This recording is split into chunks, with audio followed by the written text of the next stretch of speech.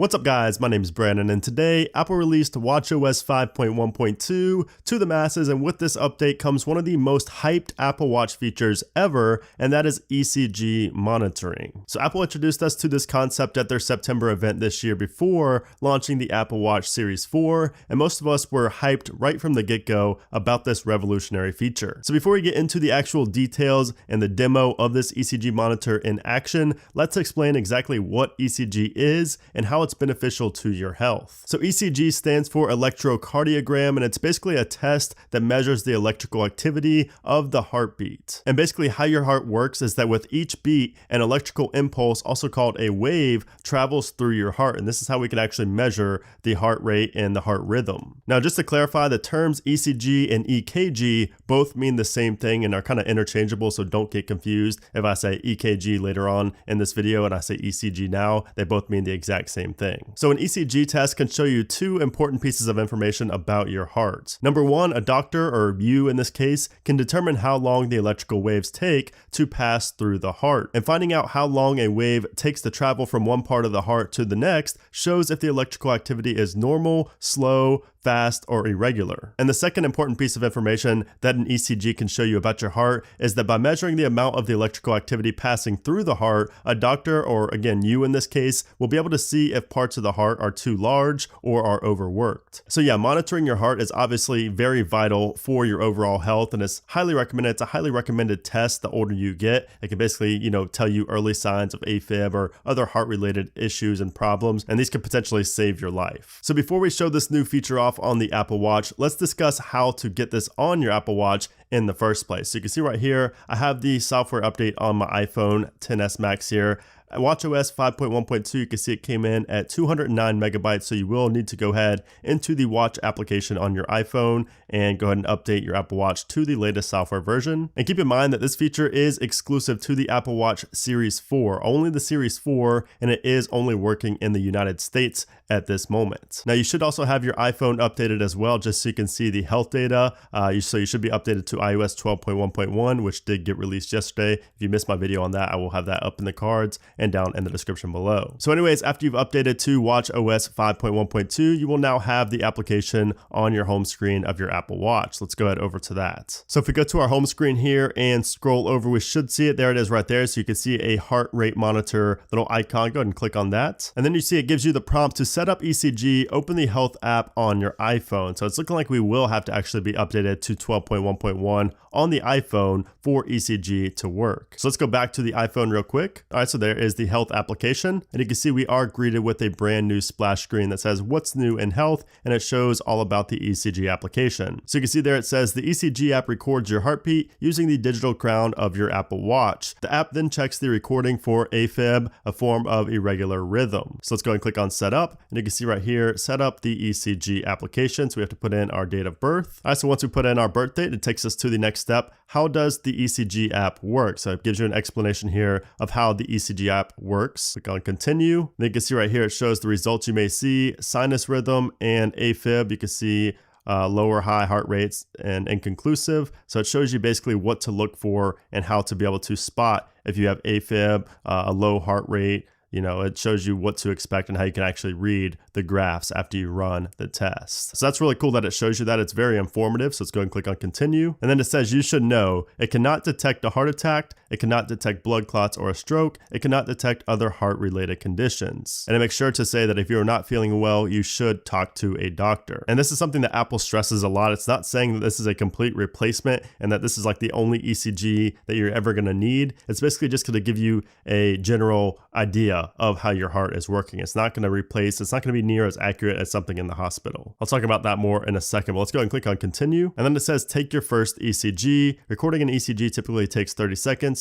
And it shows exactly how to do that. So I'm going to go ahead and put my Apple Watch on. So you can see I have the application open here on my Apple Watch, and it says to take an accurate ECG, your Apple Watch needs to be snug on the wrist, selected in settings. Currently that's on your left wrist. Let's go ahead and click on OK. And now it's going to have me put my finger, look at that really cool animation there, the heart, that is really cool. So it says hold your finger on the crown. So I'm just going to put my right index finger on the crown. I'm not pressing, I'm just simply holding it there. So you can see it has a countdown now from 30 seconds. So you should probably try to be as still as possible. I know I am talking, so it's not going to be completely still, but you can kind of get an idea of my heart rate, my rhythm, and my overall heartbeat. You can see I'm at 105 beats per minute right there. Well, that's not really what we're looking at this for. You can use, other applications for that, but we're looking at the rhythm of my heart. So it's really interesting to be able to see that because it's monitoring that in real time as I have my finger here on the crown. So it says inconclusive. The ECG is inconclusive. It will still be saved. If you repeatedly get this result or you're not feeling well, you should talk to your doctor. So I don't know how I should feel about an inconclusive result here. I don't think that that's normal. So that's not good. But anyway, it says not feeling well. You can actually add symptoms straight from the results screen, which is really cool. And by the way, right once we finish that, it showed the results here on my iPhone, and I will get to that in a second. I'm just still showing it here on the Apple Watch. So it's really cool that you can add symptoms here if you're not feeling well. And if we continue to scroll down, we have done, and it says you can view your ECG on the iPhone in the health application. Let's go and click on done. It takes us back to the animation. So now let's go back to our phone and see how the scan looks on the iPhone in the health application. So here you go. It says setup complete. This ECG is inconclusive. And then it shows the actual rhythm of my heart. So really interesting. It showed my average BPM was 106. And it says all of the ECGs you take will be stored in the health application. So I'm just gonna go ahead and click on this. And you can see it gives you a really detailed analysis of the ECG test. It shows all data, the sinus rhythm, AFib, low and high heart rate, inconclusive. So basically it'll monitor, if you can, as you continue to do this, how many times it was, each one of these. So if it's inconclusive every time, that may not be good. If it's AFib every time, that's obviously not very good at all, and so on. So you can see, you can also get back to those splash screens that we saw earlier by clicking on one of these. And then if we go and click on this graph right here, we can actually export this as a PDF for your doctor. So really interesting, really cool that you can do that. And down here, it also shows sample details. So it shows exactly when you've run this test. And it also shows the device details. So it shows exactly which device I was using, the Apple Watch Series 4. So I really like the fact that you can export this and send it to your doctor via PDF, because obviously most people, unless you're in, the medical field, are not going to be able to read this graph, like a doctor would. So I'm pretty curious about this inconclusive result. So I'm going to click on this eye, and it's actually going to be able to show me exactly what inconclusive means. So it tells me why it could have been inconclusive. And I think the main reason is because I was trying to talk and make this video, at the same time as doing this. So I'll have to do this again.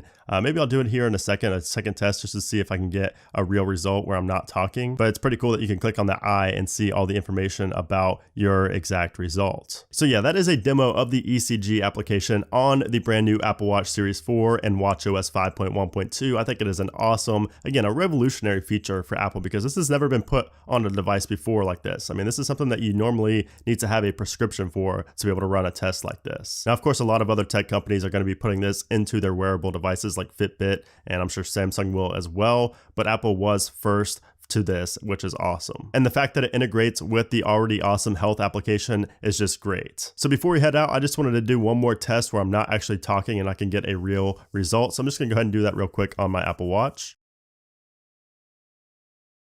All right, so there we go. That's what I like to see. So it shows sinus rhythm. This ECG does not show signs of AFib, which is awesome. So it looks like I check out normal after all. It was just because I was talking and everything like that earlier. I have a much lower BPM. You can see right there, 81 versus like 105 or 106 from before. And if you take a look at the graphs inside of the health application, you can see a big difference between the one I just did at the top and the one I did earlier, the inconclusive one where I was talking here at the bottom. So yeah, there you have it, guys. That is a quick demo of the ECG application on the brand new Apple Watch Series 4 and watchOS 5.1.2. I hope you guys did enjoy this video. Definitely let me know down in the comment below if this is something that would possibly make you get an Apple Watch Series 4. I mean, this is not the only great health benefit that you get from the Apple Watch. This is just adding to the collection, of really awesome ways to be able to just monitor your health with the Apple Watch. So anyways, I hope you guys did enjoy the video. If you did, make sure to give this video a thumbs up. Also make sure to subscribe for a lot more iPhone and Apple Watch updates in the future. So thanks again for watching, guys, and I'll see you soon.